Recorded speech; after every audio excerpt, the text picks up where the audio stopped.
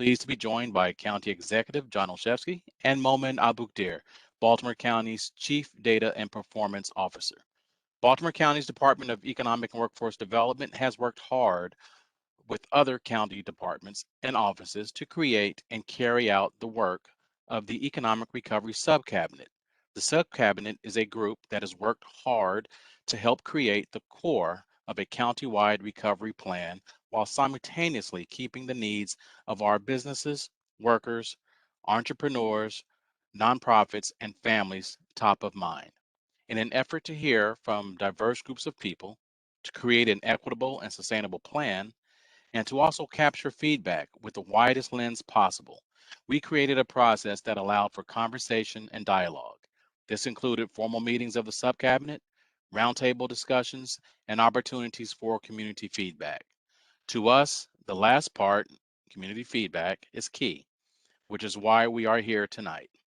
We are so grateful for the participation we have received so far, but we want to continue the conversation. Before we kick off this evening, I would like to introduce the County Executive and Momin. They will be providing an overview of our recovery plan and our proposal for Baltimore County's use of the American Rescue Plan funds. Mr. County Executive. Thanks, Leonard, and good evening to everyone. Really appreciate you all being here tonight as we continue to work together to strengthen our communities in the wake of the COVID-19 pandemic. It's been a little over more than a year and a half now that we've experienced this crisis that has disrupted our entire way of life. Back in March, President Biden and our congressional delegation passed the American Rescue Plan, which included $161 million to support our recovery here in Baltimore County. This is a critical moment, and we have to get our recovery efforts right. And we are fully committed to getting it right because we know that how we respond has long-term implications for the residents of our county. That's why we formed the Economic Recovery Subcabinet, mentioned by Director Howie, to develop that plan to equitably and sustainably address all of our needs. And I want to thank our team for creating such a thoughtful and comprehensive plan, including Director Howie of the Department of Economic and Workforce Development, who chaired that subcabinet, our administrative officers, Stacy Rogers, Jasmine Clements, our senior policy manager, Momin Abukdir, you're going to hear from in a bit, who helped with data, and department heads across Baltimore County government who came together and over the past several months met regularly and had roundtable discussions, again, as Leonard mentioned, with workers, business owners, and residents to help develop that plan for recovery. I want to take a moment to thank all of those stakeholders who've already provided critical input. I also want to thank our departmental leadership because they've done such a great interagency, cross-departmental effort that really solicited the best ideas from across county government. We have a generational opportunity to build a stronger future for all of our communities. And we know that so many of the challenges that we faced during the pandemic existed before and will persist afterward without meaningful investment. To date, we've announced the first round of recommendations, which amount to $60 million of new investments. An additional $80 million will be spent on our ongoing public health response to the pandemic, and $20 million remains unallocated and will be programmed following public input, including the input that you provide to us tonight. Our plan begins with investing in unprecedented resources in communities that have been hit hardest by the pandemic. In Eastern Baltimore County, Essex has consistently faced significant challenges, including high poverty, housing instability, and the county's highest opioid overdose rates. These challenges grew even worse during the pandemic, especially as Essex saw some of the county's highest COVID rates. Our proposal includes $3 million to support our previously announced place-based recovery initiative in Essex. This will be a coordinated multi-agency effort that targets resources to support this community. On Liberty Road in Western Baltimore County, we propose to fund the creation of a community development organization. We know the Liberty Road corridor is the heart of Randallstown and has a concentration of commercial development. And for years, the community has been working to create a cohesive sense of place, to foster redevelopment and strengthen the business community. With the community development organization, we believe we can put resources in place to promote equitable business growth across Randallstown. Like both Essex and Randallstown, a number of our communities in Baltimore County were disproportionately harmed by the pandemic. In many cases, these communities have been long underserved, facing chronic disinvestment for years or even decades. So our proposal includes $2.5 million to create community equity districts. By providing seed funds to community development organizations, we can help build out community infrastructure to promote more investment. This will help vulnerable communities in their short-term recovery while fostering long-term growth and investment. And our entire county benefits from a recovery plan that is built upon equity and inclusion.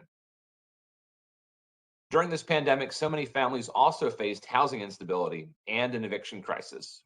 With funds from the CARES Act, we helped over 1,000 families stay in their homes. Now, as we help our communities recover, we must do even more to strengthen housing stability. We have both a moral and legal obligation to expand access to affordable housing, which is why we're putting forward $16 million to create an affordable housing development fund. Among other things, it will allow us to develop and preserve affordable housing, establish a local housing trust fund, and convert market rate units. Our businesses and nonprofit communities also faced unprecedented challenges during the COVID-19 pandemic. While we allocated over $26 million to hundreds of businesses, some businesses were not eligible for assistance under the CARES Act guidelines. So with this round of funding, we plan to have a grant program to provide operational support to those small businesses, especially those in the service sector. Like service and hospitality businesses, childcare providers were hit particularly hard. And our proposal includes $2.1 million for operating grants to childcare providers, which are a critical building block for any recovery strategy. Grant programs for nonprofits who had not been eligible for Maryland Department of Housing and Community Development funding, but continue to serve our residents throughout this crisis. In addition, our plan includes significant funds for tourism, which was disproportionately harmed by the pandemic. Importantly, this includes funding to support A&E districts in Catonsville and another part of the county. Other investments to support our Main Street include $3 million for streetscaping and funding for small business consultants to support our business community. These are just a few highlights of our plan. In addition to these proposals, we have wide-ranging efforts to support education, the environment, and the mental health needs of our residents. On education, Baltimore County faces a severe bus driver shortage, a challenge that has put an undue burden on our students and families. To compete with the current competitive employment market, we worked with the school system to provide new and existing bus drivers with a $2 per hour raise for the remainder of the school year, along with other bonuses for attendance and retention. Additionally, we're proposing to put funds forward to cover the cost of background checks and physical exams for all potential new hires. To further support our schools, we're proposing an innovative program that addresses teacher shortages in Baltimore County. And just last year, over 180 teachers resigned from BCPS. And over half of open teaching positions within Maryland are being filled by out-of-state candidates. So we're proposing the Homegrown Teacher Program to attract and retain teachers who live in Baltimore County and to grow, at the same time, a pool of diverse teaching candidates. This program includes $1 million for tuition grant funds over 2 years, prioritizing those students who are enrolled in undergraduate or graduate teaching programs at our historically Black colleges and universities. You know, throughout this pandemic, all of us have been tested, and we continue to see a dramatic increase in mental health challenges. To meet that need, we're investing in a range of new mental health resources, including mental health first aid training for the public, trauma-informed customer care training for those employees who are public facing, and a new wellness coordinator for Baltimore County employees. We also propose personal locator units for 200 new Project Lifesaver participants and a mobile community center. We also plan to begin a 2-part public service campaign to encourage primary care physicians to screen for mental health symptoms and encourage residents to get a mental health checkup. In addition, we're funding the expansion of our mobile crisis team, as well as the hiring of clinicians to support our 911 call centers. The pandemic has also put an additional strain on our solid waste processes. The amount of trash, for example, going to our landfill has increased by 5 times over the last 2 years, from 300 tons per day to over 1,500 tons. And we know a significant portion of waste going to the landfill is from food waste. So our proposal includes $6.2 million to explore innovative solutions for waste challenges, including food composting. In yet another step to support our environment, we proposed $6.6 million to complete a living shoreline and aquatic habitat reestablishment project along the middle branch of the Patapsco River. Finally, we have $4 million proposed for trails and open spaces, which we all know has seen a massive uptick in use just these past few years. We are so grateful for those who have shared their priorities with us as we created these proposals, and we look forward to the additional public input tonight as we finalize these recommendations in the coming weeks. With the release of the recommendations, we've also put forward a public survey to help inform our work, and I'd ask that you would please encourage anyone unable to make this or our last town hall to complete the survey and provide their feedback. Together, I do believe these initiatives will help us not just rebuild our economy, but aspire higher to where we should have always been. And I really look forward to finalizing our recovery plan in partnership with all of you and all of our residents. I look forward to hearing from you tonight. So with that, I will turn the floor back over to Director Howie and to all of you. After Moment presents, I think. Thank you, Mr. Moment. Sure. So good evening, everyone. My name is Moment Abukdir. I'm the Chief Data and Performance Officer, and I manage the BC Stat team, which is our performance management and data arm for Baltimore County. And I'll talk a little bit about that and how we're planning on using the data that we currently have and the data that we will be receiving from these initiatives to track our American Rescue Plan dollars and make sure that they're having the impact that we want to have. So the requirements that were mandated to sort of provide our key performance indicators for the spending and submit quarterly and annual expenditure reports. KPIs tend to be high-level metrics that are sort of reported out. And here in Baltimore County, it says here we're ready. And we're ready because we've already developed various KPIs. And when we track metrics and KPIs, we don't just track them for the sake of tracking them. We actually ensure that they're meaningful and that it's not just tracking for the sake of tracking. And the reason why I say that is we're lucky to have a very data-driven government where our county executive constantly asks about the data behind every decision, and our county administrative officer is always asking who's better off. And with those questions, they drive a lot of the KPIs that we develop here in Baltimore County.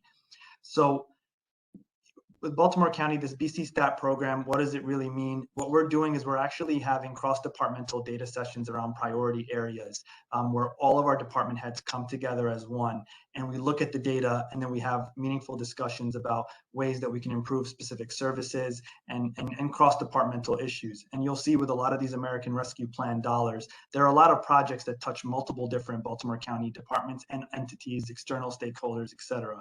And the purpose of this collaboration is to really have a meaningful impact. And a lot of these meetings all result in action.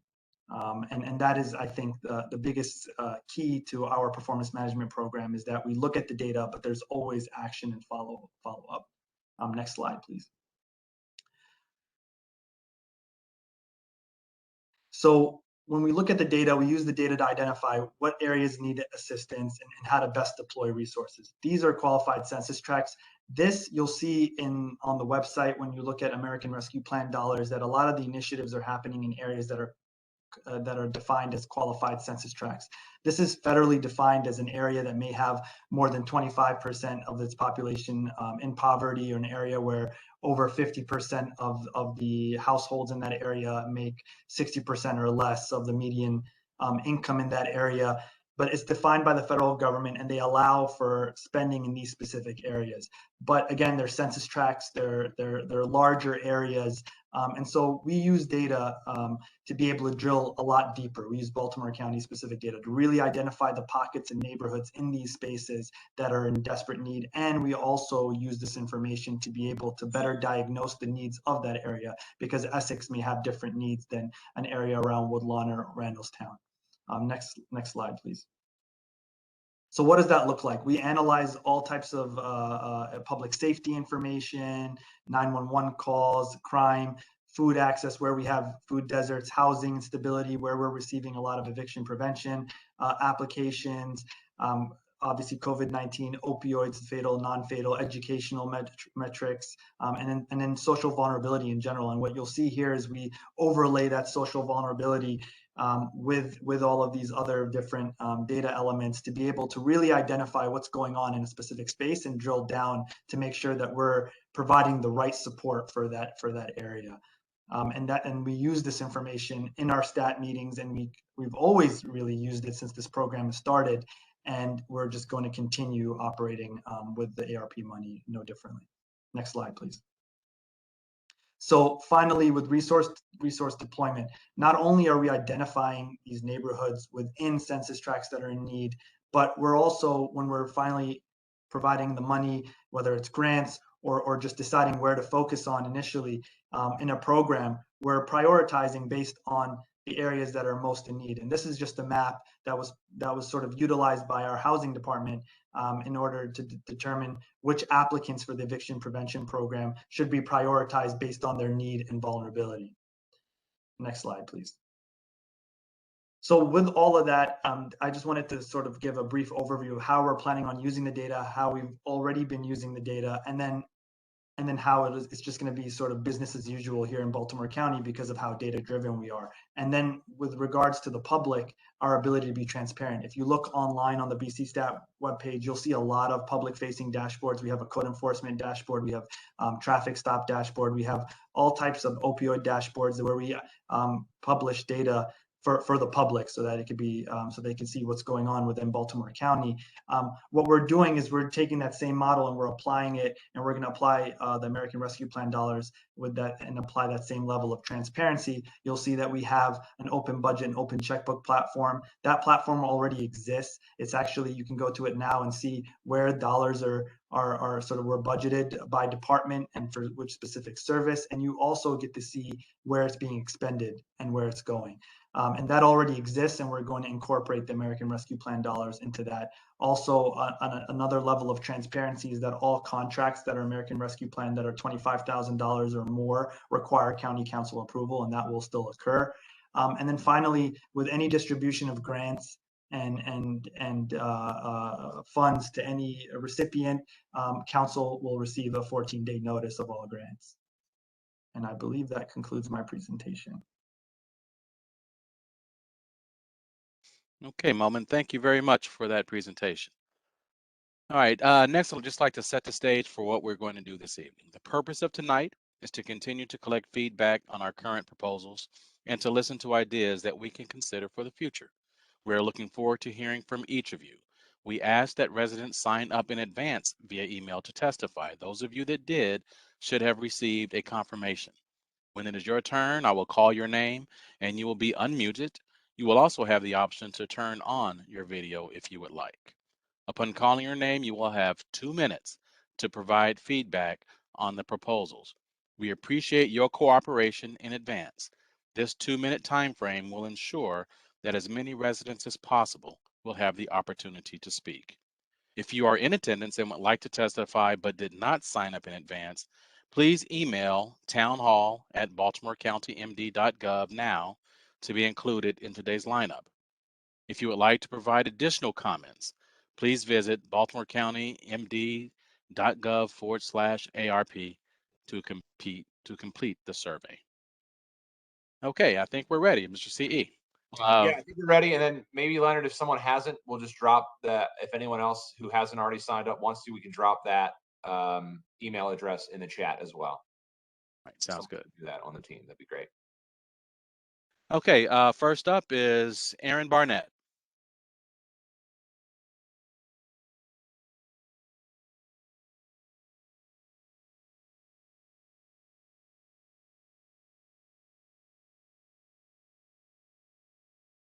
Aaron Barnett.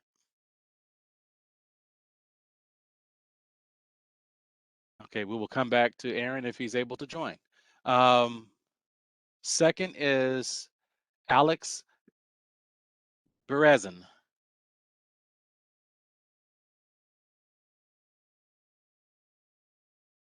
My name is Alex Berezin. I'm providing input on behalf of Complete Home Care. We are a home care agency providing services in Baltimore County catering to the Medicaid population. We think the ARP funding should be used to assist in the increased pay for essential care workers. Medicaid, especially here in the state of Maryland, is not the highest reimbursing, and we have to be in compliance with all the various state and federal regulation, workers' compensation insurance, unemployment insurance. Therefore, it is very difficult for us to recruit and retain staff, and they're essential to providing care and allowing our aging population to age at home safely. So we would like to provide input for the increase and filling in the gap.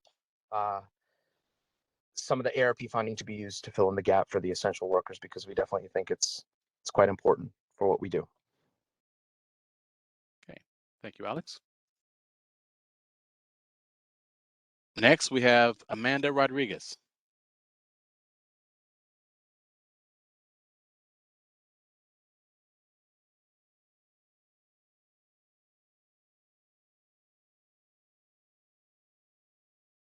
Amanda Rodriguez.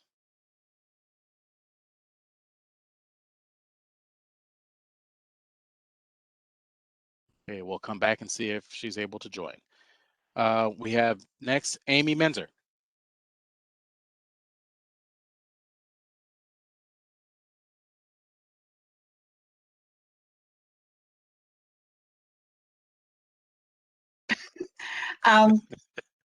First, I'm here representing the Dundalk Renaissance Corporation, now 20-year-old community development organization in the county. And first off, I just wanted to say that a number of the proposals you all have put forward for the ARPA funds sound absolutely wonderful, from the Living Shoreline project, the Operating Through Hard Times grants for businesses, which we did something similar with some state funds for that, the Pilot Study Buddy program, Commercial Revitalization District support, the Community Equity Districts, the Tree Equity Initiative.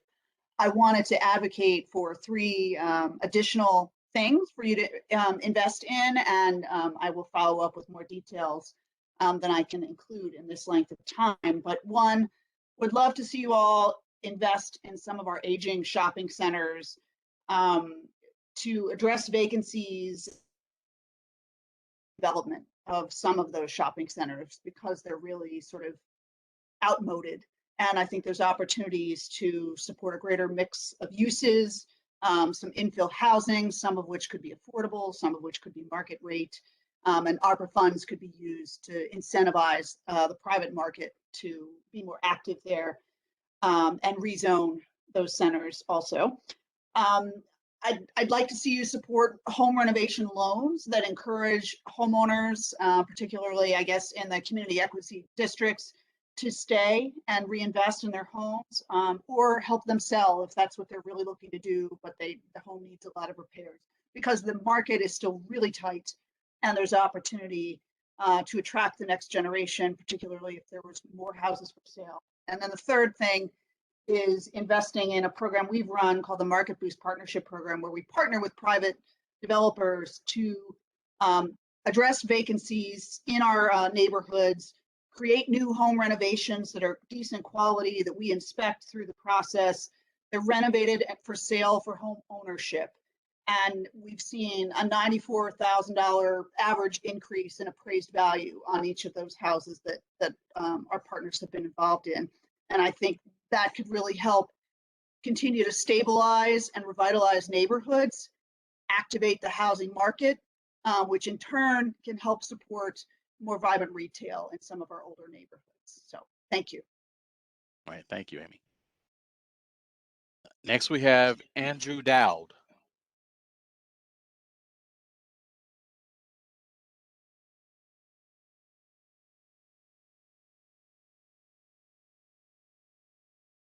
Andrew Dowd.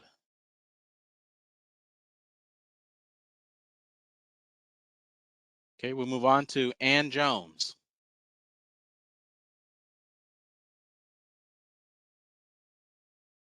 First of all, thank you, or I guess it's good evening, and thank you for going in alphabetical order according to the first names. That makes the evening very pleasant. I'm here speaking in favor of the dedication of some of the funding to the agricultural community. During COVID, it was obvious that people wanted safe outdoor experiences. And while this may have helped some of the ag community that particularly work in farm-related tourism businesses, many of them did not have adequate facilities to meet the demand, just as you had the same problem in the county with parks and trails and similar things being overrun. It's a good problem to have, but it's one that needs to be addressed and needs to have some funding to help bring some of those facilities up to what people expect when they go out to those kinds of events. The second thing, of course, is the importance of the safe and local food source. All you had to do was look at the supply chain during the COVID interruption to realize in the empty store shelves, to realize that encouraging and supporting local food system helps to minimize those shortages in the future and increasing the food security of all residents of the county. I'd also point out that farmers are, by and large, small businesses who were not eligible or able to participate in the CARES funding and the prior funding that was available. And finally, I just appreciate the efforts that are proposed to support the agriculture community, a major contributor to the economic, environmental, and mental health of the county. Thank you. Thanks, Ann. Good reminder that there's even more than we had a chance to go over in my presentation, including some funding for the ag community already in this bucket of proposals, in addition to the tree equity work that's already included in this as well. But thank you so much, Ann and others, for the feedback so far tonight. Okay. We'll move on to Claudia Baylog.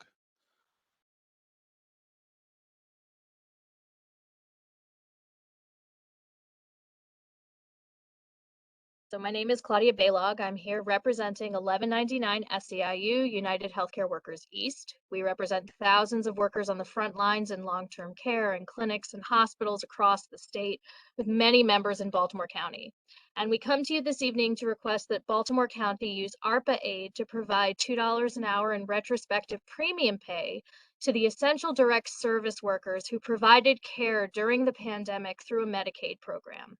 Too many workers in nursing homes and home care aides were forced to use portions of their low wages to purchase their own PPE and supplies, as well as pay for countless Uber and Lyft rides to get to their facilities or their clients. They were basically left to fend for themselves when public transit and childcare was impacted. Every day they put their own lives and their families' lives on the line. The pandemic exposed the shortage of direct service workers that's been referenced earlier this evening. Baltimore County residents who receive Medicaid services are affected by severe staffing shortages throughout the long-term care industry. Home health aides make as little as $12 or $13 an hour. Their counterparts in nursing homes average maybe $15 an hour. And in Maryland, 90% of these workers are women, more than 60% of them are Black. This low pay contributes to staffing shortages and high turnover rates. We believe that grants to employers of Medicaid direct service workers could go directly into workers' pockets. This much needed compensation could be a strong step to addressing the high turnover and improving quality of care. So thank you for allowing us to speak this evening. Thank you very much. Okay, next we have Dan Reese. Hi, I hope you can hear me well. Yes, we can. I really do appreciate it. You know, the pandemic threw everybody to the side, and you know, the county stepped up and has done an amazing job. You know, in the form of some bona fides, I'm representing St. Gabriel Church. We held one of the first pantry lines for folks that needed it, especially for people who don't handle traditional food programs. Right after that, we hosted 100 plus churches on our parking lot and synagogues and mosques. We built a hub and spoke model coordinating with the other 16 parishes around and churches around us. And we sponsored the Tuesday night phone call with all pantries that have material that they need or that they need to share with others before it goes bad. So, you know, I'm coming at this from the angle of food, and the pandemic revealed that food was an urgent need, but was absolutely absent prior to the pandemic. And I just to share a small piece of information, we keep track of all the people who attend our pantries. And we watched over time that they would go from weekly to every other week to once a month to every 2 months. They eventually fell away. And over the last couple of months, they're returning because of the price at the supermarkets, things that are, again, beyond their control. I share all this because, food instability has remained an issue, and it's very difficult to worry about housing when you're hungry. It's very hard to do some of these other things. And what I noticed was missing from the ARP consideration, or maybe it was considered and ruled out, is perhaps looking at a county-wide food rescue program. I saw that trying to compost it at the dump is a great answer, but if it could be rescued from stores and restaurants at a globalized way before and distributed equally amongst the county before it even gets to the county, there are plenty of other municipalities and I think even governments that have done this and fed their nation, so to speak, while at the same time reducing their need for expansion. And it actually benefits some of the retail owners too, because they need to pay for less trash removal. So the infrastructure shifts from take it to the dump to how do we distribute it locally. And I didn't see anything in any of the grant material, but perhaps a small grant could be looked at to position and understand more about how to do a globalized food rescue at the county level rather than everybody independently doing their own thing. And that would require a lot of work, but maybe some small funds could be partitioned off for that. It would help all of the pantry operations that are in, not just for now, but when COVID 2025 hits, we have an infrastructure and network ready to set up and running and, and handle the work instead of growing the landfills. Thanks for all considerations. Actually, thank you. And one of the things that we actually are in the process of doing is we're actually bringing on a food policy or access coordinator on the county government side, so they can follow up with you as well and talk about the work that you're doing and further support you. So thank you. Yeah, thank you very much, Dan. Okay, David and Teresa Fisher. All right, I'm here. Can you hear me this time? Yes. Finally. Okay. First of all, I just wanted to say I'm representing myself, no other particular vested interest or organization. And I just wanted to say we were disappointed and dismayed, but really not surprised at the announcement of how the $160 million in American Rescue Plan funds were going to be allotted and spent. There are many programs and groups targeted to receive additional funding, and within those, many are nice to have. However, there is one glaring omission to how these funds will be spent that we consider a real need rather than a want. The county is currently dealing with a police officer shortage that is detrimental to the safety, livelihoods, and even lives of all county citizens. This shortage certainly qualifies as a huge need. The county is suffering through a shortage of about 100 to 120 police officers, depending on the statistics that I've seen. Our parents taught us that part of being financially responsible is prioritizing items as needs or wants. Needs have to be taken care of before wants can be considered for spending. We propose moving funding from some of the wants to fund the need for more police officers. That funding should be at least equal to the $1.8 million to recruit teachers from within the county and from the HBCU schools. I understand there's currently a hiring bonus being offered for new officers, but more needs to be done by way of recruitment and retention. We believe this can be done relatively painlessly by moving small amounts from many of these programs, for example, special events expansion, tree planting, watershed, trail improvements, and streetscaping, and redirecting those dollars to police recruitment. We also see about $1 million designated for the ShotSpotter program. While this should help with violent crime, particularly within the urban areas such as Towson, it does not put more officers in uniform and on the street. In our area of Nottingham, for example, we deal with the ongoing Silver Spring Road and Route 43 raceways. Other crimes are reported almost daily in the news. And of course, everybody's familiar with the fact that the county now has the highest rate of homicides, I guess, that we've ever had. And only more officers will deter the growth of crime and increase public safety. Getting our police department up to strength will benefit all county residents and taxpayers. And it should also be noted that many of these things that people have mentioned and will mention as we go through the evening really will be very difficult to have happen unless people feel safe going out on the streets, being out at night, and going different places to attend these various functions and various venues. Finally, on the subject of oversight, we believe the County Inspector General Office should perform the oversight duties, not the County Council. The Council performing oversight will only further politicize the funding process and make it opaque rather than transparent. We taxpayers deserve a more transparent, independent oversight process, and the IG office is the right arm of the government to perform this function. We urge you to redeploy funding to enhance police recruitment and bring the county force up to strength. Thank you. Thank you, Commissioner. I just wanted to chime in real quick, Leonard, and excuse me, Director Howie and County Executive, about the oversight portion. Momen touched on it a little bit earlier, but to reiterate, since these are federal funds, there are a ton of Treasury reporting guidelines, which also requires us to post things online. So in addition to us building this into our BC Stat infrastructure, which includes the dashboards, and abiding by the existing processes that does involve the council, as you mentioned, we will have that public transparency for you to be able to track what we're spending, because we have that, not just that federal obligation, but that mission of this administration to make sure that everyone knows what's going on. So I appreciate you flagging that importance, because it's a key driver for the work we're doing, including this town hall today.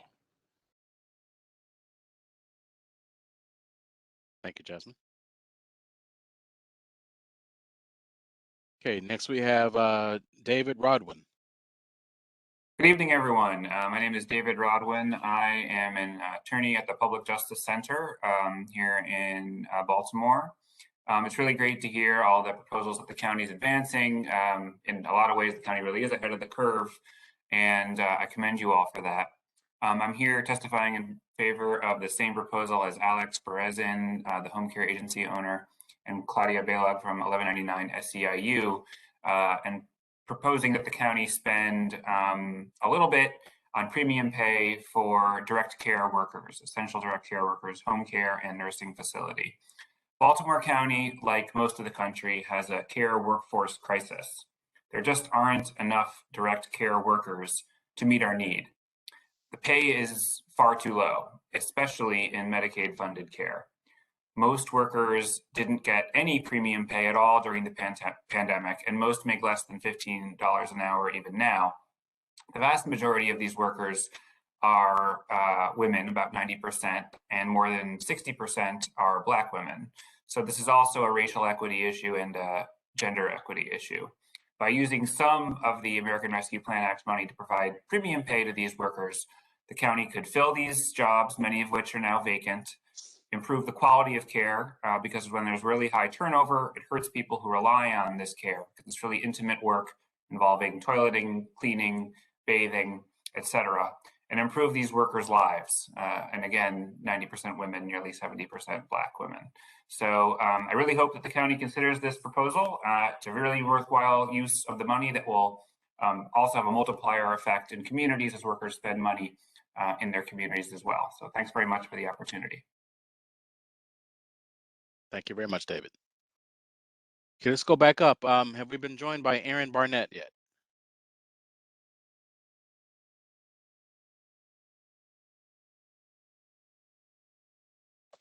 Hello. Hello. Yes. Hi. Good evening, everybody. Good evening. Great. I was able to get on. Okay, finally. All right. Look, I'm here on behalf of the Powhatan Farms Improvement Association, our neighbor association, and our partner, Neighbor Space, Baltimore County. And we're here to talk about some of that $4 million that the county's allotted for trails and open space. We have a park here in Powhatan that the county exec, everybody's aware of it, that we've been working on now for about 13 years now. And we had a grand opening a few years back. And then right after the opening, you know, we had a major storm come through and it practically destroyed the park.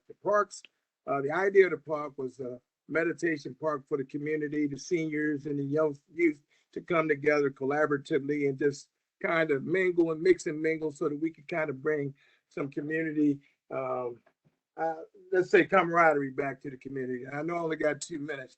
What of that 4 million, we're trying to get at least 25, a minimum of 25,000 to 50,000 of that to repair the damages that were done to the park from the storm.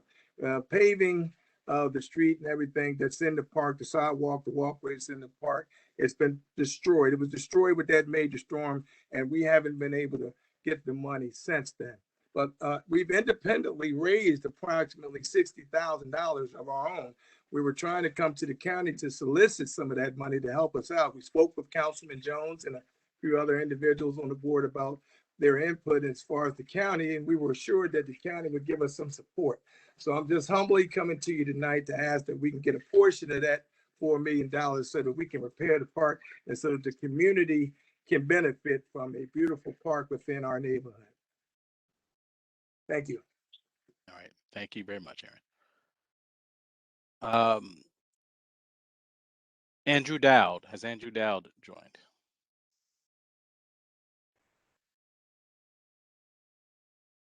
Or Amanda Rodriguez? Okay, moving on. George Mayo. I wonder who that is. Somebody said, nice job. Good evening, and thanks so much for having this opportunity to give you input. Can't tell you how excited I was to find agriculture in your list of industries to be served here. I am an advocate for agriculture and education, as well as being an ornamental horticulturist. The agriculture industry has really been long underserved in Baltimore County, and doesn't matter if it's urban, suburban, or rural agriculture. The entire industry has been underserved, and having an investment in helping to catch up would be, especially catching up with our competitive neighbors surrounding us. This would be really, really helpful. But of course, we're always saying, oh, well, that's not enough.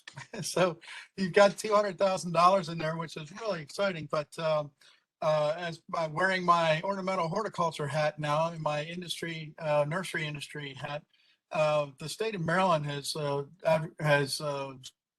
put an initiative forward of planting 5 million trees in the state. And my nursery colleagues, and not just in Maryland, but around the nation, are struggling to keep up with production.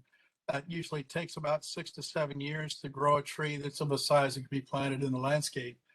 So the 1.5 million allocated to the tree equity would be redundant, essentially, based on what the state has involved. But it would be wonderful if some of that money could be, that you budgeted for the trees, could be transferred into the ag program. And I say that because even talking to folks like Farmer Chippy, as an urban farmer, there's a lot of training. And as Ann pointed out, there are a lot of facilities that could really need to be invested in order to make things helpful. A lot of our smaller producers could use cooler space and things. So there are a lot of investments as far as economic development goes that can really support a much broader agricultural community. And I see the chairman of the fair board there. So excited to see him on here as well. And I know he's an advocate for agriculture as well.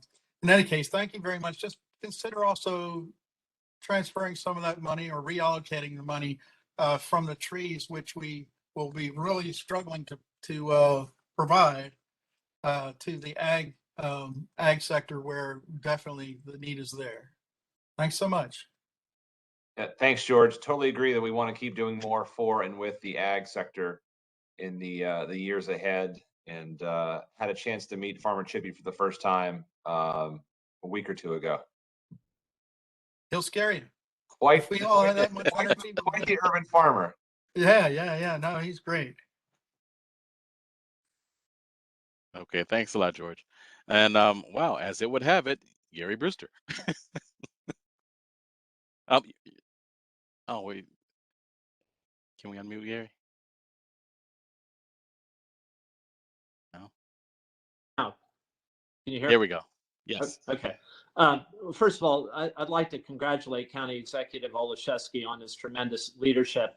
I've never before seen a county executive that was so transparent, had so much accountability, and provided so much citizen input. As you all know, the state fairgrounds became sort of a hub for combating the coronavirus pandemic, which is why we're all here tonight talking about this funding.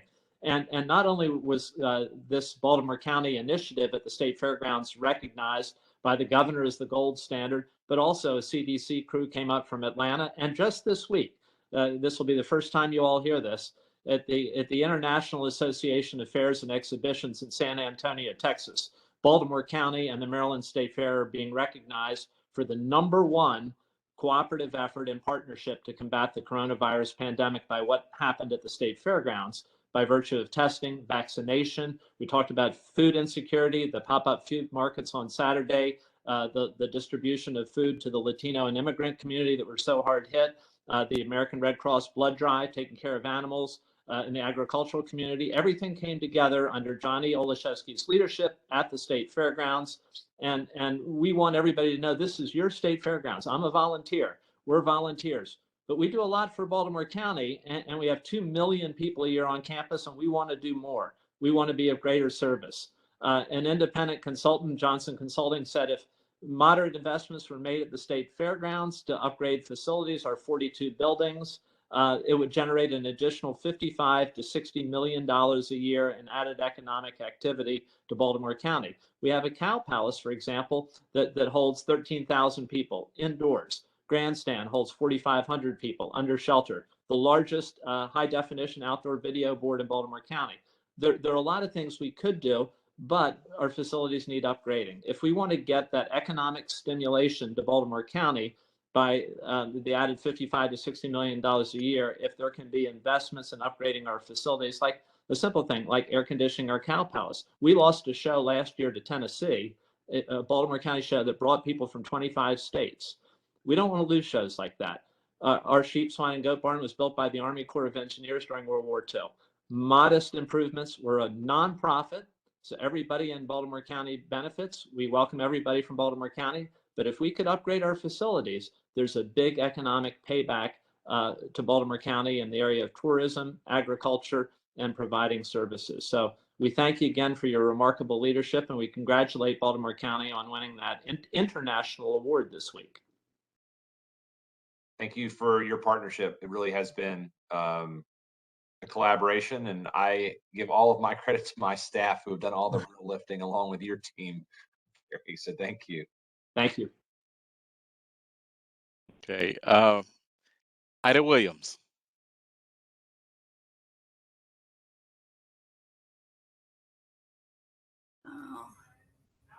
Good evening. Good evening. Hi, how's everybody? My name is Ida Williams, and I'm a member of the Powhatan Farms Improvement Association. I have lived in the Powhatan community for more than 40 years, and having the Powhatan Park has been an added delight. Aaron Barnett spoke about it a little while ago.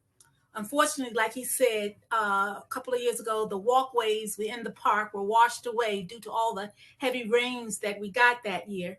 So your assistance in providing funding will go a long way to help restore our park, because the children adore it, the senior citizens love walking through it, and it helps for peace of mind. We can look at the trees and sit and just have some place to go. So thank you for your consideration. Much appreciated. All right. Thank you very much, Ida. Next, we have Kathleen Resnick.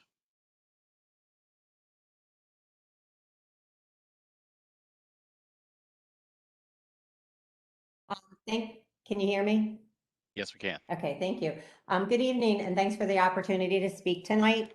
I'm Kathleen Resnick. I'm president of the Pikesville Volunteer Fire Company and an over 30-year volunteer firefighter in EMT, as well as an over 30-year resident of Baltimore County. During the entire COVID-19 pandemic, the 29 volunteer fire companies within the Baltimore County Volunteer Firefighters Association, the BCVFA, have stepped up and responded to the needs of the county residents without hesitation. This is after leaving our full-time jobs, school, and families. all while taking on great health risk to provide these life-saving services to the citizens of Baltimore County. All the volunteers of the BCVFA are not compensated, and we also save Baltimore County taxpayers $60 million annually. Additionally, our 22 volunteer medic units provide revenue for Baltimore County by way of EMS billing. During this pandemic, all 29 volunteer fire companies lost many different means of fundraising. A lot of the companies are still seeing the effects of the lack of fundraising. As my colleague stated at the last town hall meeting, we are shocked and disappointed at the lack of acknowledgement of the emergency services the volunteers here in Baltimore County provide to the citizens. At the last town hall meeting 2 weeks ago, it was stated by Ms. Clemens that the volunteer fire companies are not eligible for this funding. I have researched multiple jurisdictions, including some in Maryland, that have in fact are receiving large amounts of ARPA money. Some receiving monies for new stations, new fire apparatus, firefighting gear, and even some volunteers receiving individual compensation by means of stipends. Montgomery County acknowledged the importance of their volunteers by compensating them directly by county funding for the importance of their service during the pandemic. So again, as it was stated that we're not eligible, I'd like to ask, can you cite the legal opinion that we're not eligible? In section 603C1A, one of the 4 eligible uses for the funds is to respond to the public health emergency or its negative impacts, including assistance to nonprofits. That's what we are, we're nonprofits. Who's responsible, I'm asking on your staff, to decide if the volunteer companies are eligible or not? It seems clear by my investigation that there are ways that Baltimore County can help the 29 volunteer fire companies who, without us, the Baltimore County Fire Department could not function. If you in fact say volunteer fire companies are not eligible, there are other county funds that are there that can be replaced with ARPA money. The volunteers have been requesting for years to increase the EMS attendant money, which we haven't had an increase in more than 11 years.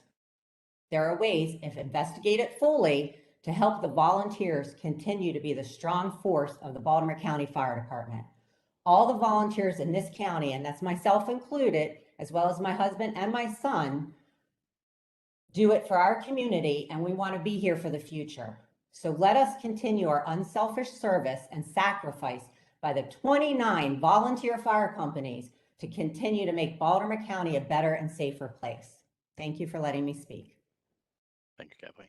And thank you for your service, Kathleen. It's good to see you again.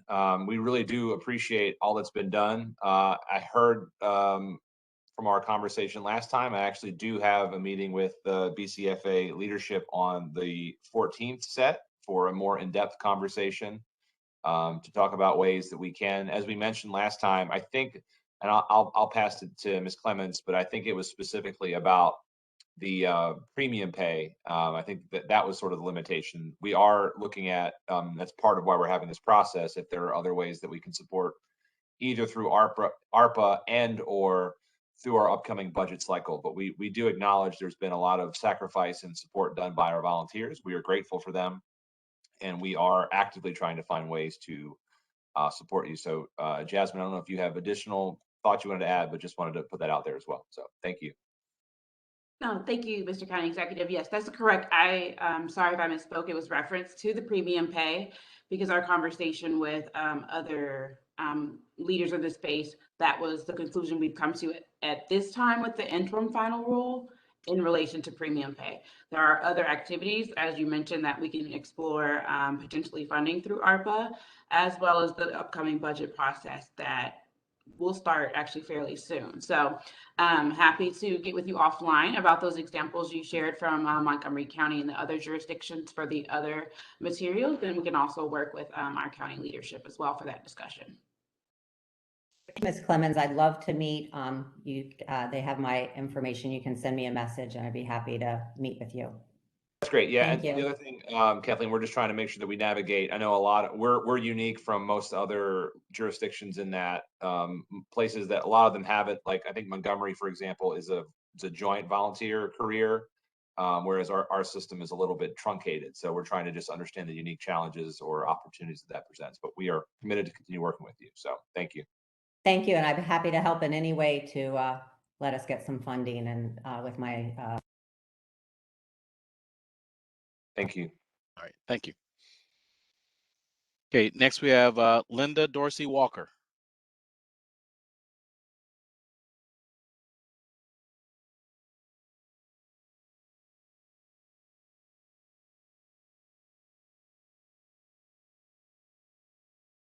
Okay, Lindsay Queen.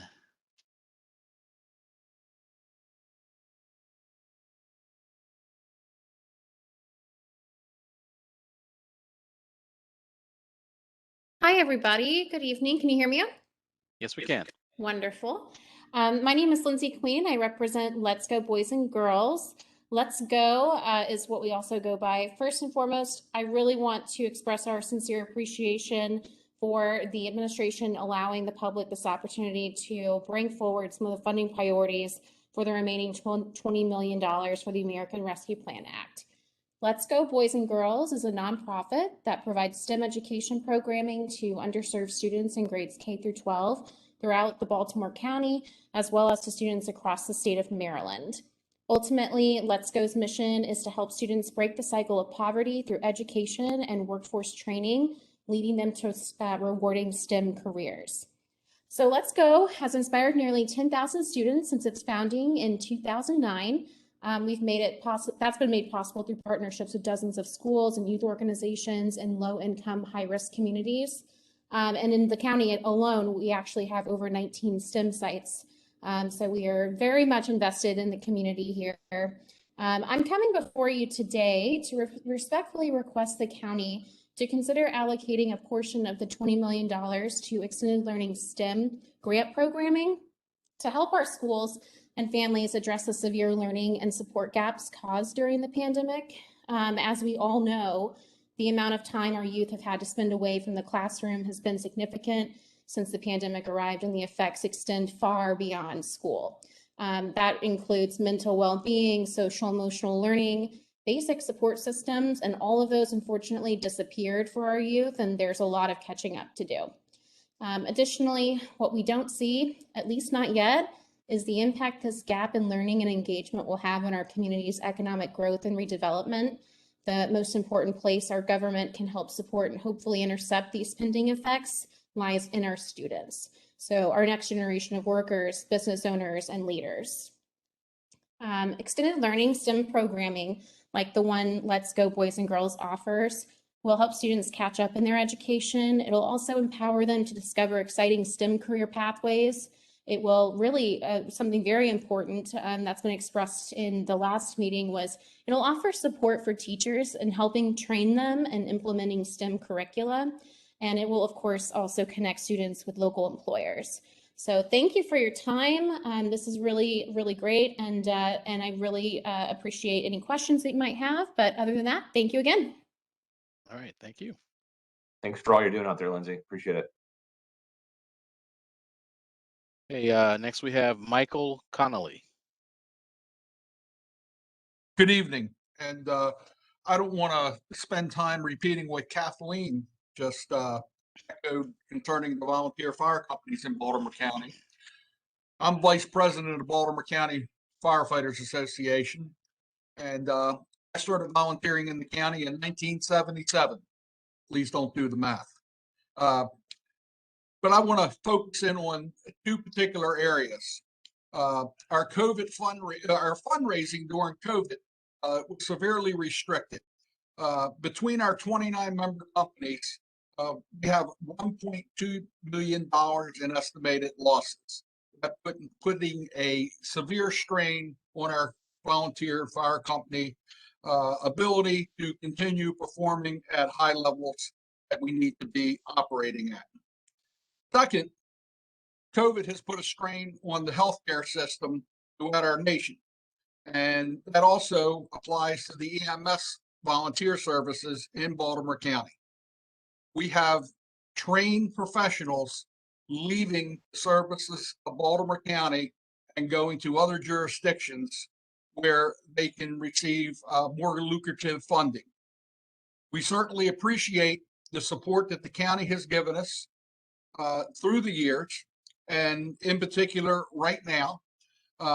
But these two areas, our EMS and our losses due to COVID fundraising inabilities, are impacting our companies negatively.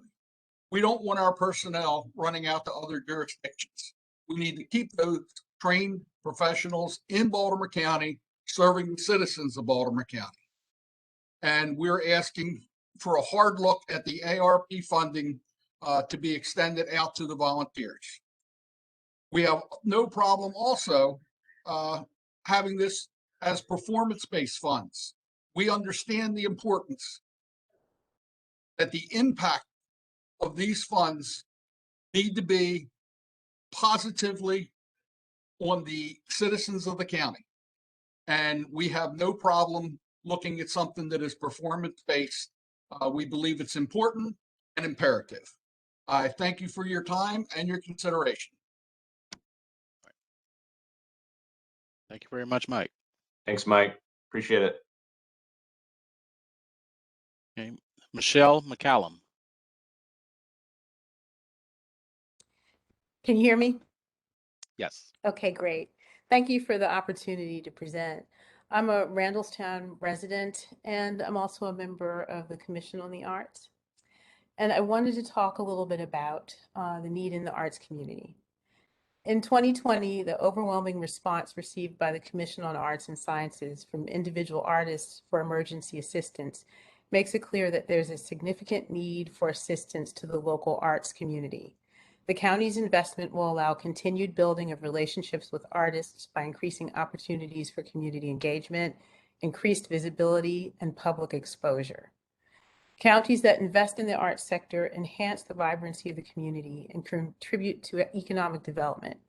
Pre-pandemic in Maryland in 2019, the arts sector produced 2.7% of the state's GDP and 79,000 jobs. Arts audiences spent over $294 million and generated $45.7 million in state and local tax revenue. COVID has significantly reduced income in this sector. Using these funds to support the arts at this time of need will benefit Baltimore County's communities and generate local revenue.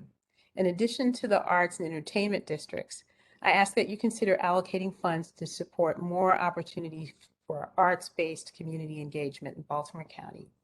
Thank you. Thank you very much, Michelle. Mitch Posner. Hi, good evening. So my name is Mitch Posner. I'm the Executive Director of CAN, the Community Assistance Network. We're the designated community action agency fighting poverty in Baltimore County. And by coincidence, we're currently undertaking a community needs assessment of our own, as required by our some federal regulations related to one of our funding sources, leading to a community strategic plan for CAN. So just about a week ago, saw the results for the first time of over 800 responses we've received to a community survey of residents around west to east side of Baltimore County. And the number one support most needed responded by the over 800, over 50% called for additional need for food pantry, food assistance. And so I've looked through the list of county staff proposals, and I'm quite impressed by many of them. And if I have a minute, I'll tell you the other ones that we support related to other aspects of our work. But I was surprised that there wasn't more focus on, as Dan Reeves said earlier, on in general supporting the food distribution network around the county, whether it be investing in infrastructure projects to increase the cold storage and other storage needs of food pantries, the ability to get it into people's hands, to get county residents choice of what they get. So these are all things we'd be happy to discuss with the new food SAR for Baltimore County and the administration. But in addition, then second on the list, and then second and fifth on the list of needs was employment opportunities and job training. And so I was pleased to see the service provider grants through the Department of Workforce and Economic Assistance, and the Child Care Provider Grant Program, because that was reported to be one of the major obstacles to county residents getting back into the workforce. I think we all know that. We read that in the paper, but it seems to be very true in Baltimore County as well. In addition, I was very, affordable housing. I think I saw quite a chunk of change put into affordable housing. We completely and wholeheartedly support that as the basic housing first model is a catchphrase, but it's very true. It's only with a secure, safe place to live that people can then begin to focus on meeting their other essential needs. We like the Community Equity District proposals and the Essex Initiative. As the county executive knows, the east side of the county, Essex and Dundalk, are certainly highly concentrated with many, many challenging problems. And the last area that I wanted to address was mental health. There's a couple of initiatives in here dealing with mental health, and our staff and our survey respondents rate that very highly in the scope of needs. I will add one last thing. I wasn't planning to, but a couple of people spoke about increasing the wages for essential workers. I want to put a word in for people who work in homeless shelters and food pantries and other social service providers as being essential workers as well, because we didn't stop for a minute during the pandemic. So thank you. All right, thank you, Mitch. Okay, next we'll call on Michael Bullis. Hi, am I unmuted? Yes, you are. Oh, excellent. Thank you very much. And thank you for getting me in to testify this evening. I'll be very brief. I am the executive director of the Image Center for People with Disabilities. We serve people who, veterans, among others, and people who have in-home care needs. And it's a crisis out there. I know you've heard about it from 2 or 3 of the other witnesses tonight, but I just wanted to say that that we're seeing rampant increases in the number of people who are being stolen from by caregivers. Desperate people do desperate things. It's very difficult to find personal supports for people who are seniors at home. If there is a way that we could put some of these funds into a bump for the wages of people who are working in the personal care industry, I strongly and wholeheartedly support it. It's really a terrible situation we have out there, and living that way is no way to get old. Okay, thank you very much for that. And thank you very much as well. Okay, next we'll call on Otis Collins.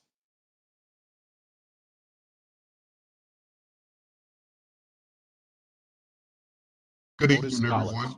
Okay. Good evening, everyone. I would like to first just start out. There's a commercial that comes on TV where there's a young girl that's in a hospital. She's getting ready to receive a needle in the arm, and she's sitting there with her mom looking sad and just not really having a good day. The nurse walks into the room and she tells the little girl, we're going to try something different today. And here in this room comes a dog. And this young lady lights up. She's radiant, she's happy, and that therapy is so strong for that young lady. I'm currently representing the Wilkins Police Community Relations Organization and the police for Baltimore County. I'm also president of the Health Thought Civic League. And as most of you guys know, police officers deal with worst situations possible. They respond to help when things are terrible and out of control. And giving our police officers an opportunity to reset and maybe just have a moment or two with a support dog could really be very critical for our police officers. As you know, in today's society, with things that has been happening throughout the country, policing is more complicated than ever before. And any initiative that could possibly help our police officers become better at what they do by maybe having some support systems other than maybe bulking up, having guns, cuffs, and a patrol car would be helpful, especially as they go through a complicated process of dealing with the overwhelming requests of police support systems that's needed throughout our daily lives from time to time. In addition to that, we know that, and it's been proven that animals have a tendency to make things work better, and police stalls certainly can help maybe provide some type of support system for our police officers. One other thing I'd like to share with you, and I just want to if you could just imagine this, our police officers occasionally and oftentimes, they have to go to fatal crashes. They have crime lab information they have to pull together. They have horrific crime scenes that they have to investigate. Detectives have to go through haunting investigations. And if you can imagine having to do this on a daily basis, mentally, your brain, your mind needs a break. You need something that will take you away for a moment to where you can kind of like regroup. And we believe that just having support dogs will give our police officers in Baltimore County that opportunity maybe to just kind of like deal with the day-to-day operations of being a police officer, as well as the initiative of having the wellness there for them, and also be able to contribute as they have in Baltimore County. And by the way, we're currently are seeing some of the lowest crime rates in Baltimore County that we've seen in a long time. So this initiative of working with law enforcement is important, but more importantly, being able to support our police officers is critical. One last point I would like to make to this commission before I leave is that the initial support for community civic organizations having an opportunity to meet, to talk about some of the things that's happening throughout the entire county of Baltimore is important too. And I believe that we can lend just a sliver of money to the initiatives of bringing together civic organizations for annual meetings to discuss basic things that's happening in their communities throughout Baltimore County will make it not only better, but will make our government a little more efficient. I'd like to thank you for your time and good luck with everything that's going on this evening. Thank you, Mr. Executive, for everything you're doing, sir. Thank you, Mr. Collins. I appreciate your leadership, and I have to say, we had an unspeakable tragedy recently in Baltimore County, and these comfort dogs that other jurisdictions were kind enough to share clearly made a big difference. So I appreciate your input on that and other issues tonight. Thank you. I hope you can encourage your colleagues. Thank you. Thank you. Sergeant Hassler. Good evening. Can you hear me? Yes, we can. Oh, okay, great. Mr. County Executive, thank you for the opportunity to speak tonight. And this issue really touches on several things that other people have said. This is at the intersection of mental health and public safety. As I've been sitting here tonight listening to everybody, they've either mentioned public safety or mental health a number of times. And I fully support a comforter facility dog. I supervise the peer support and wellness team. I've met some of the dogs that have visited from Delaware. Having a therapy dog or a comfort dog, facility dog, isn't a new thing. Based on my research, it was first done in 1995 at the scene of the Murrah Federal Building disaster. Dogs were used at the ground zero at 9/11. They represent unconditional love. And our employees are our greatest resource. I think that's another theme that we've heard tonight. And certainly in the police department, we want to retain as many as we can, and providing for their mental health and wellness, having a dog would certainly support that. It's been shown that having a dog will boost morale, employee satisfaction, makes everyone more productive, also improves coworker interaction, increases trust. And the way that these dogs are trained, they could also be used with our Crimes Against Children unit when we have to interview children that have witnessed or been victims of terrible crimes. They're also trained to support children and adults testifying in court by sitting under the witness stand. It's just a variety of ways that they could be used to help the police department and the public. So thank you for your consideration. All right, thank you very much, Sergeant. Thank you for your service and for your feedback tonight. Thank you, sir. Okay, Sheldon Kaplan. Good evening, and thank you for this opportunity. As you know, Leonard and County Executive, I'm a member of the County Workforce Board, but I'm not testifying on behalf of them, although I am asking two things for workforce. One is to use some of these funds to increase training opportunities for the county. I know you all are familiar with 40% of the county is made up of ALICE workers. We need to upgrade skills and get them towards a living wage. The second thing I'd like you to consider is the current Promise program only is for recent high school graduates, and you have to attend full time. And across the country, all the literature, all of the data says that we need to get adults who have some college credit or no credit back into college, but they don't have access to any financial aid. They don't qualify for Pell. They don't qualify for Promise. And I would really like you to consider a relook at the Promise program to be able to include part-time adults. It can still be last dollar, but and it can, even if you limited it to 6 credits per semester, because most of them are working full-time. But I believe that that's going to help also upgrade the skills. And we know that industry needs those skills. We know that there's a mismatch, so the data is clear. So those are the two things I'd like you to consider. And I, again, appreciate the opportunity.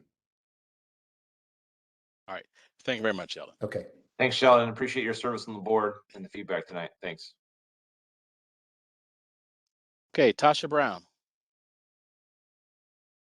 Can you guys hear me? Yes, we can. All right, good evening all. I'm Tasha Brown. I'm a Baltimore County resident and also a member over at Milford Mill United Methodist Church, which we started the food pantry or food giveaways during the pandemic. I just wanted to report pretty much Mitch has said everything, Dan has said everything, like it doesn't necessarily need to be repeated, but it's definitely an issue out here. And part of that is going to be, to keep in mind that yes, people lost their jobs. Yes, they're currently working, but they're not making what they were making. So they're having to make hard decisions. And sometimes that decision is feeding my family or keeping my lights on. And we don't want anyone to ever have to be in that situation. The information that I've gotten during the food giveaways from persons who came to get food were like they're scared for their crime has increased. So they're scared to go outside. I'm dealing with a lot of elderly folks, so they're on limited income as is and don't really qualify for any of the other programs just based off of what their current income is. And then there was just, I don't have a job. I'm trying to make sure I keep my house, that kind of thing. And I find it hard to always find the right resources for them. So I definitely want to make some kind of recommendation that maybe when all of this is said and done, that we can have some kind of pamphlet put together for those who want to help and have resources available, like a local church would. You can call and ask them for help, but if they don't know where to send you, they're kind of stuck, right? And then outside of that, working with the Maryland Food Bank to see if there's a way for smaller organizations to make sure that they qualify for the programs, because they don't at this point. And it's hard for them to operate if they want to continue. I think that's all, because everyone else covered everything else. So thank you for your time. Well, from one United Methodist at Lovely Lane to another, thank you for all that you do with the food pantry and serving the community. Appreciate your feedback tonight, Tasha. Yes, for sure. Thank you. Thank you. Hey, Tom Wedby. Hi, everybody. I'm really impressed by all the people here, interested people here, and all the wonderful needs and causes that they support. My name is Tom Wedby. I'm a farm owner and also serve as the chairman of the Maryland Agricultural Resource Council. My comments are about the Agricultural Community Support Grants Program. I believe really strongly that the agricultural industry has a far greater impact on Baltimore County citizens than the county government realizes. Agriculture provides benefits in multiple ways, economic certainly, but also in the environment, in preserving open space and enhancing the health and the quality of life of area residents. Many parts of the farming industry suffered from the COVID shutdowns of 2020 and 2021. Speaking from experience, I think the nonprofit organizations that support agriculture, particularly those that depend on revenue from public programs, were hit especially hard. These organizations provide critical educational programs to the non-farming public and/or beginner farmers. For some of these groups, grant money may in fact be a key to their survival, and I strongly endorse making some ARP funds available to them. Thanks very much for your time and your consideration. All right, Tom. Thank you Thanks, very Tom. much. Appreciate it. Okay, Lori Taylor Mitchell. Hello, can you hear me? Yes, we can. Great, thank you. I'm trying to start the video here. It's not, let's see. Okay, there we go. Good evening, I'm Dr. Lori Taylor Mitchell, and I'm president of the Student Support Network, a nonprofit organization assisting students living in poverty in Baltimore County Public Schools. There are currently about 59,000 students in the school system living in severe poverty, or 53% of all students, and that represents a 10% increase since the beginning of the COVID-19 pandemic. And I'm requesting that the county set aside the $20 million of the ARPA funding that is currently unallocated for grants to nonprofit organizations. So we're urging that the $525,000 currently proposed for nonprofits through the Office of Government Reform and Strategic Initiatives be greatly increased. Just as one example, over 6,500 students in our network partner schools alone live in severe poverty, and hundreds are experiencing homelessness. If each of those students receive just $100 in assistance, which basically pays for a backpack and school supplies, that would be $650,000 in 1 year. And this, I realize this tremendous level of need cannot be met by any single nonprofit or by county government, but coordinating together major ARPA resources from the state, county, and the school system would make a tremendous difference in alleviating the worst effects of poverty on our students and their families. Just some statistics on food insecurity. In 2018, even before the pandemic, about 30% of all middle and high school students in Baltimore County suffered from food insecurity, and that is higher than the state averages. This food insecurity was linked with major physical and mental health problems, including higher risks for obesity, making a suicide plan, feeling sad and hopeless, drug use, fighting, and carrying a weapon to school. Baltimore County will not be able to reach its long-term goals, and noble indeed, of improving academic achievement and an educated and prosperous workforce without addressing the problem of poverty systemically. And therefore, we really urge that the $20 million of the ARPA funds be allocated to nonprofit organizations that serve our populations living in poverty. As the county executive said, this is a generational opportunity to be where we should have always been. Thank you. Thank you very much. Mr. CE, we had 6 more who signed up during the course of the conversation. So that should be the final 6. Cheryl Gottlieb.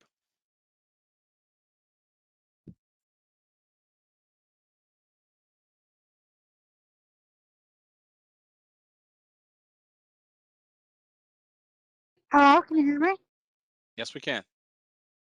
Yeah, so I just wanted to respond to the Open Space Fund and just note that disabled people are the largest user of public transit in the country, and I'm not aware of any trails in Baltimore County that are public transit accessible.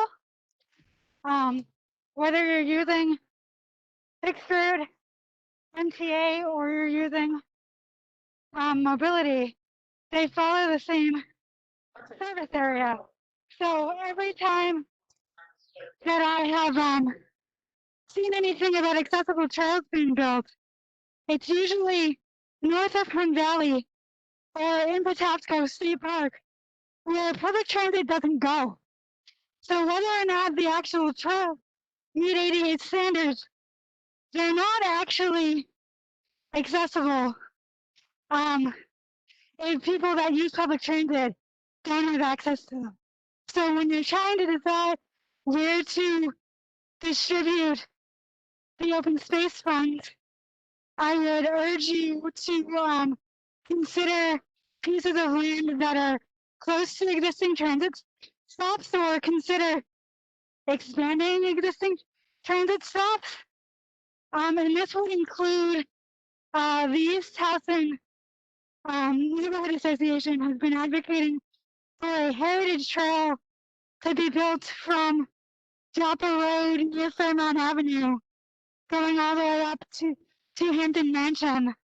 And the proximity to Towson Town Center would make that an ideal location for an actually accessible trail, because there are always going to be buses that are going to the mall. And so no matter how transit changes in the future, that is a location that is always guaranteed to have transit access. And additionally, I second, third, fourth, everybody who mentioned the additional pay to direct care workers. And that's all I have. All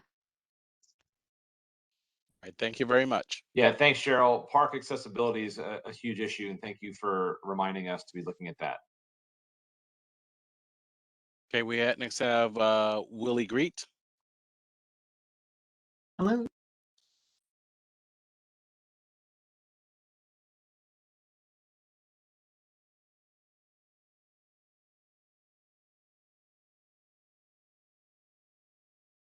Hello.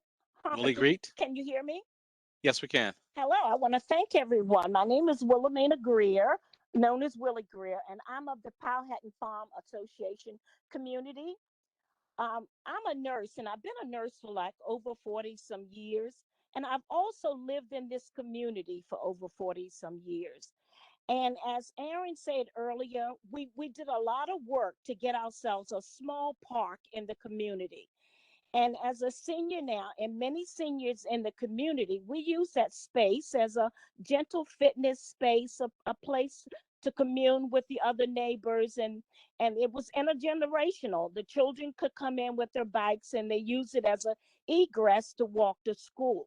The loss of that space has been really tremendous to the community. We even had our community meetings there, which was a good thing. And now, as a senior, getting in a car and drive into a fitness center, that's if you can afford it on a fixed income. It's a different impact on us now. So having that gentle space to do gentle physical activities and mental health is extremely important for a senior to be able to get out and walk around the community, as well as children to play in a safe place. So the point of this is to ask for funds to help to restore that park, because at no fault of our own, a storm came through and completely demolished that park. And there was also an issue with poor drainage of that park that happened when they built the community. So at this point, I'm just asking to please help us fund, reconstruct this park. And we need about $25,000 to $50,000 to do that. I know that there are a lot of other causes out here, but for this community, I feel it's justified for the physical and mental health of the seniors that are currently living here. And we have quite a few. This is a house of this neighborhood is over 200 and some houses here, and it's well established. But I also want to thank you all for this virtual forum, because seniors don't like to get out very much at night. And this is a great opportunity. So I thank you for providing this for us. We thank you for being here, Ms. Greer. Thank you. You've got some great community advocates, and we hear you loud and clear on the need to make some investments there. So thank you. Thank you. Okay, Linda Dorsey Walker. Can you hear me? Yes, we can. Okay, great.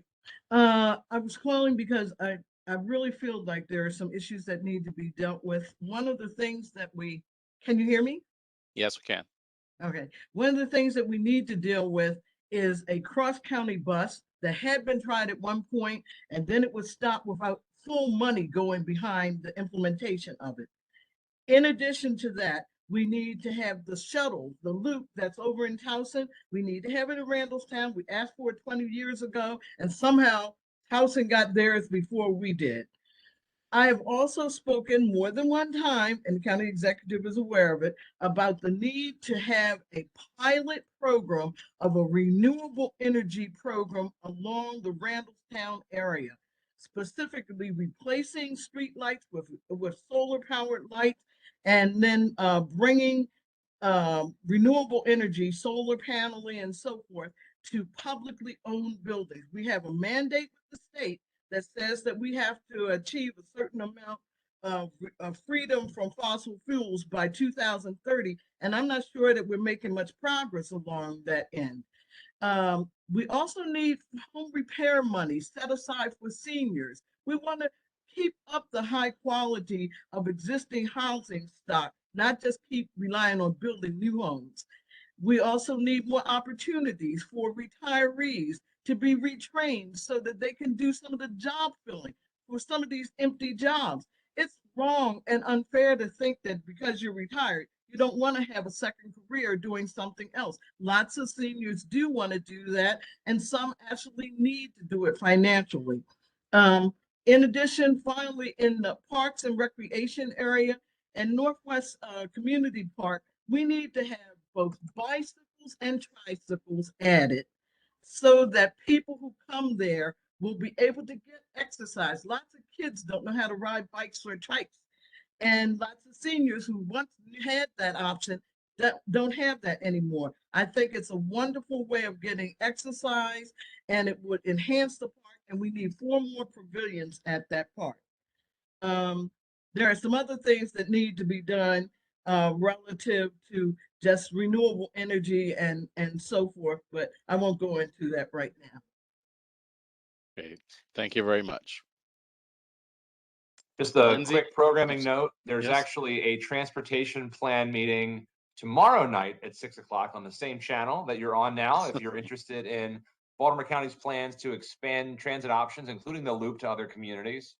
And I'm happy to report that we have exceeded the goals of the prior administration for renewable energy for Baltimore County. And I've set a 100% goal of all Baltimore County energy usage to be renewable by 2026. And we're well on our way to doing that. But thank you for some great ideas as always, Linda. Really appreciate your continued advocacy.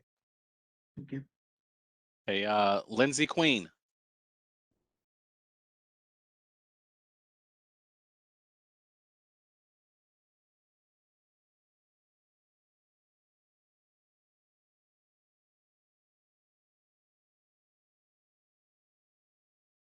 Okay, Sarah Shalva.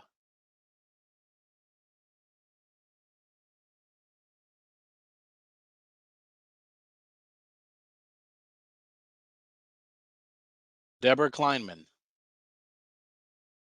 Hello, can you hear me? Yes. Hi, Johnny and everybody. I appreciate being able to speak. My name is Deborah Kleinman. I'm the chair of the Greater Baltimore Group of the Sierra Club, and we want to thank Johnny for having a chief of sustainability. He has appointed somebody to do that who is looking at environmental issues in Baltimore County. One of the things that we are working on is a Baltimore County plastic bag ban, and we're hoping that that can be supported by all of you. And I don't know how much money it would cost the county, but I think in the long run, it would be really important. It's one of the biggest polluters is these bags that are used once and thrown away. 1 in 5 pieces of plastic in the ocean is a plastic bag, they say.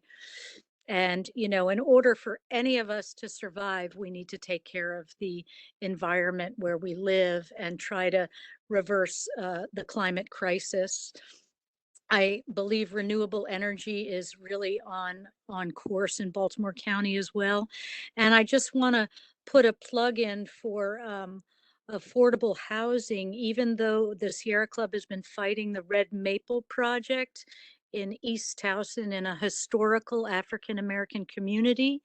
We believe that affordable housing needs to be built, but it should not be put in a historic African American neighborhood where it's the only last green space in the neighborhood.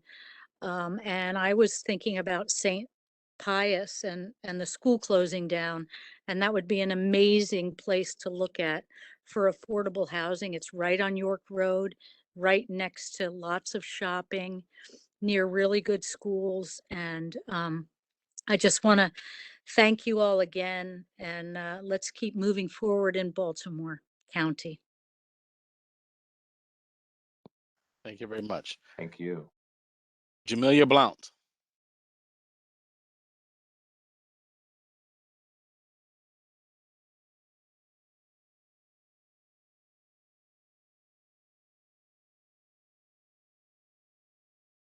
Harriet. Good evening. Hello, how you doing? Harriet Johnson, and I am actually a member of St. Matthew United Methodist Church in the Turner Station area of Southeast Baltimore County. I'm actually appealing for what would be the opportunity for our church to expand ministry in our community. We currently have a building that's next door to the church that needs some retrofitting. We have wonderful ideas on what to do in the building. We are currently hosting a Girl Scouts. We have different youth activities, and we are also very fortunate to be starting a pantry with the Baltimore County COVID-19 funds. And we also have received funding from the Baltimore City Police Department for our Fine Arts Summer Camp. So what I'm really advocating for, it may be kind of selfish in a way, but I'm advocating for our church to be able to receive some funding for us to move forth with many of the needs that we have seen as we have done our food distributions on a monthly basis, which has led for us to open up a pantry. So I don't know if there's funds in this particular pot of money for it, if I could possibly have some funds that way, or if there's some funds out there that we may not be aware of that currently Baltimore County has. But we just see a tremendous opportunity to expand services to the residents of Turner Station. And of course, we always make sure that we look out for the greater Dundalk area. I don't live in Turner Station. That's my home church. I'm actually off of Rolling Road, but I just feel compelled to make sure that my old neighborhood at Turner Station is taken care of. So thank you so much for allowing me to speak today. I have no script. It's actually from the heart.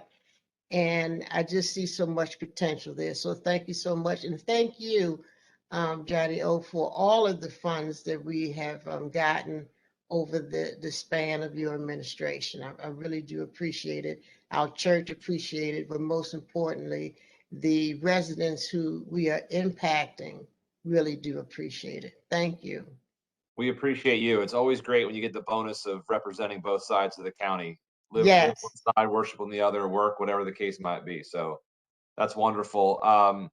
In a former life, I represented Eastern Baltimore County in the legislature, and top of mind in terms of a source of funding might be working with the delegates and senators over there to do a bond bill this upcoming session. We can also, with you and with everyone, we'll make sure that there are follow-ups if there are additional questions or feedback, so that everyone gets a touch. But we'll look through all the funding possibilities to help try to address the needs of the church. So thank you again for being on tonight and speaking from the heart. We love that. Thank you. Absolutely. And thank you, Jasmine. All right. And Mr. C, our last speaker on tap is Marcia Mclaughlin. Thank you for fitting me in. You have a huge agenda. There's way more demand than there is dollars to go around. So you have a tough job figuring out how to go.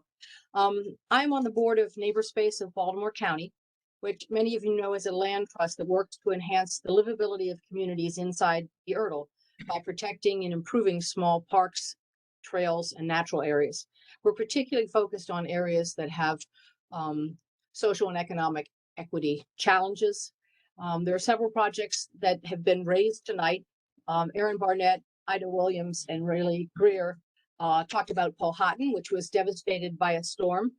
We've gotten very good at going after grants for anything related to green improvements, whether that's Chesapeake Bay related funding or other sources. But we got $64,000 to restore the Powhatan Park after that storm, but finding money to rebuild the trail is tough because that's not green, that's a paved surface.